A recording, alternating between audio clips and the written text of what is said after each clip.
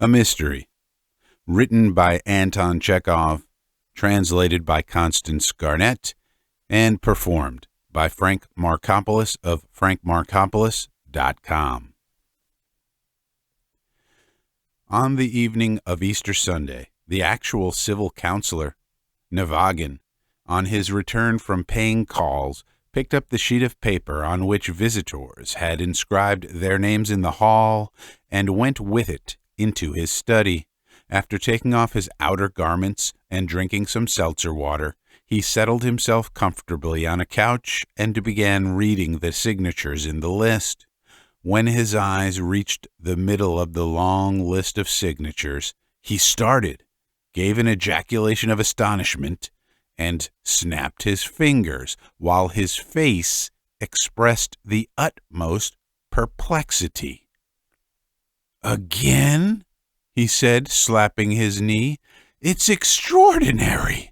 Again there is the signature of that fellow. Goodness knows who he is. Fedyukov again?"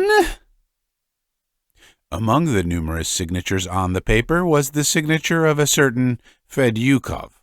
Who the devil this Fedyukov was, Navagin had not a notion. He went over in his memory all his acquaintances, relations, and subordinates in the service, recalled his remote past, but could recollect no name like Fedyukov.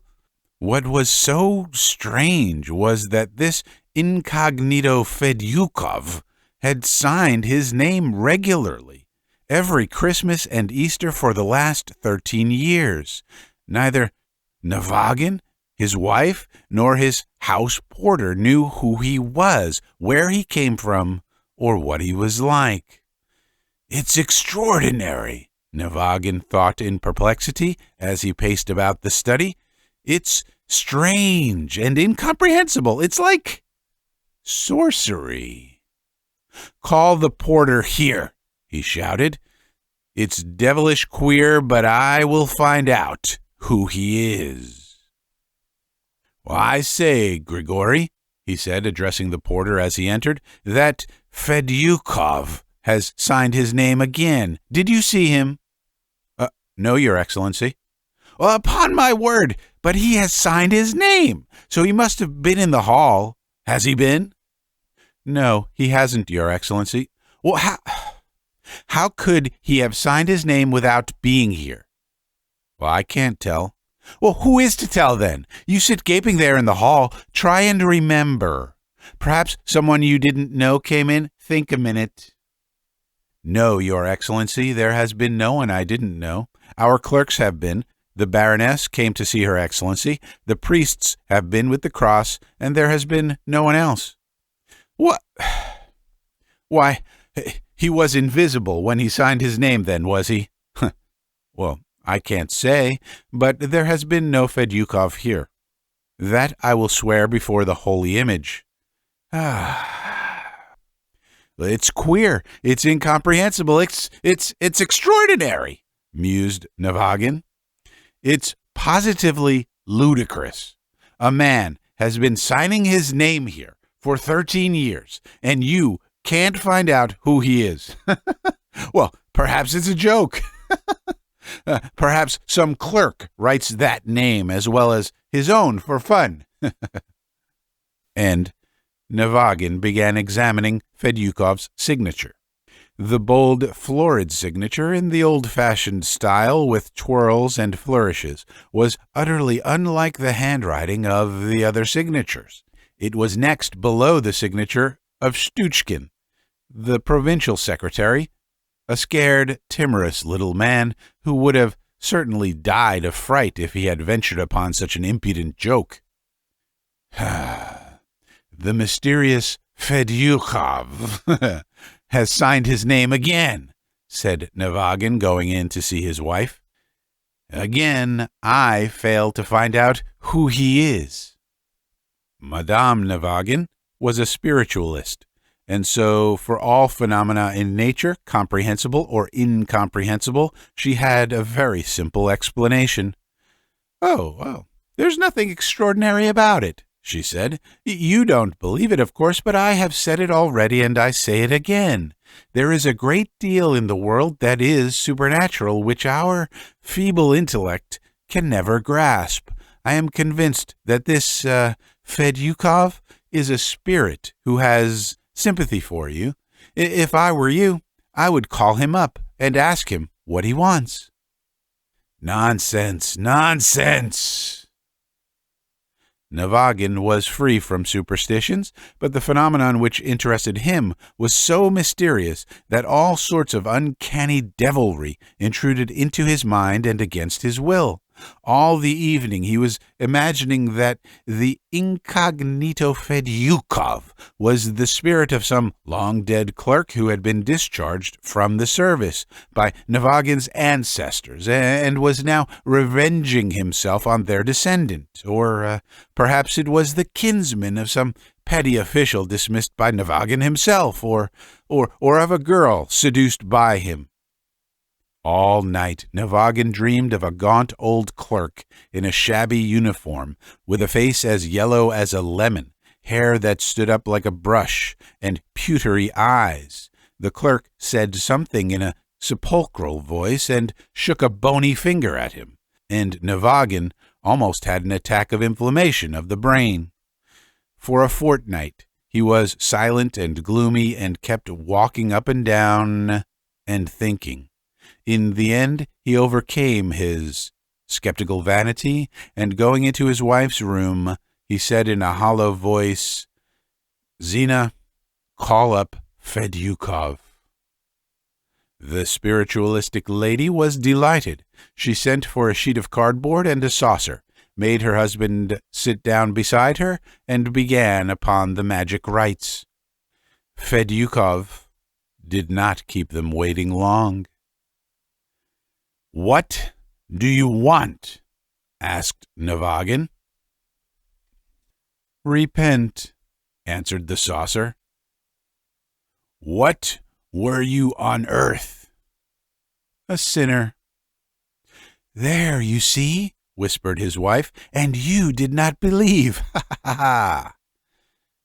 Navagin conversed for a long time with Fedyukov, and then called up Napoleon, Hannibal, Askachensky, his aunt Klavdea Zaharovna, and they all gave him brief but correct answers full of deep significance. He was busy with the saucer for 4 hours and fell asleep soothed and happy that he had become acquainted with a mysterious world that was new to him. After that, he studied spiritualism every day, and at the office informed the clerks that there was a great deal in nature that was supernatural and marvelous, to which our men of science ought to have turned their attention long ago.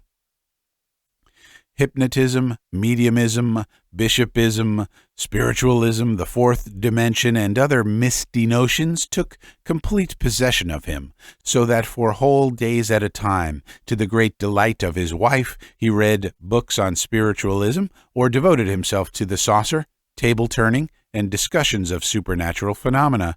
At his instigation, all his clerks took up spiritualism too, and with such ardor that the old managing clerk went out of his mind, and one day sent a telegram. "Hell, Government House, I feel that I am turning into an evil spirit. What's to be done? Reply paid. Vasily Krinolinsky." After reading several hundreds of treatises on spiritualism, Navagin had a strong desire to write something himself. For 5 months he sat composing, and in the end had written a huge monograph entitled My Opinion. When he had finished this essay, he determined to send it to a spiritualist journal. The day on which he intended to dispatch it to the journal was a very memorable one for him. Navagin remembers that on that never-to-be-forgotten day, the secretary who had made a fair copy of his article and the sacristan of the parish who had been sent for on business were in his study. Navagin's face was beaming. He looked lovingly at his creation, felt between his fingers how thick it was, and with a happy smile said to the secretary, "I propose, Philip Sergeyitch, to send it registered. It will be safer." And, raising his eyes to the sacristan, said, "I have sent for you on business, my good man. I am putting my youngest son to the high school, and I must have a certificate of baptism. Only, could you let me have it quickly?" "Very good, Your Excellency," said the sacristan, bowing. "Very good, I understand." "Can you let me have it by tomorrow?" "Very well, Your Excellency. Set your mind at rest. Tomorrow it shall be ready. Will you send someone to the church tomorrow before evening service? I shall be there." "Bid him ask for Fedyukov. I am always there." "What?" cried the general, turning pale. Fedyukov. You are Fedyukov?" asked Navagin, looking at him with wide-open eyes. "Oh, just so, Fedyukov." You signed your name in my hall?" "Oh, yes," the sacristan admitted, and was overcome with confusion. "Well, when we come with the cross, Your Excellency, to grand gentlemen's houses, I always sign my name. I like doing it. Excuse me, but when I see the list of names in the hall, I feel an impulse to sign mine." In dumb stupefaction, understanding nothing, hearing nothing, Navagin paced about his study. He touched the curtain over the door, 3 times waved his hands like a jeune première in a ballet when he sees her, gave a whistle and a meaningless smile, and pointed with his finger into space. "So I will send off the article at once, Your Excellency?" said the secretary. These words roused Navagin from his stupor. He looked blankly at the secretary, and the sacristan remembered, and, stamping his foot irritably, screamed in a high, breaking tenor, "Leave me in peace! Leave me in peace, I tell you! What you want of me I don't understand!" The secretary and the sacristan went out of the study and reached the street while he was still stamping and shouting, "Leave me in peace! What you want of me I don't understand. Leave me in peace."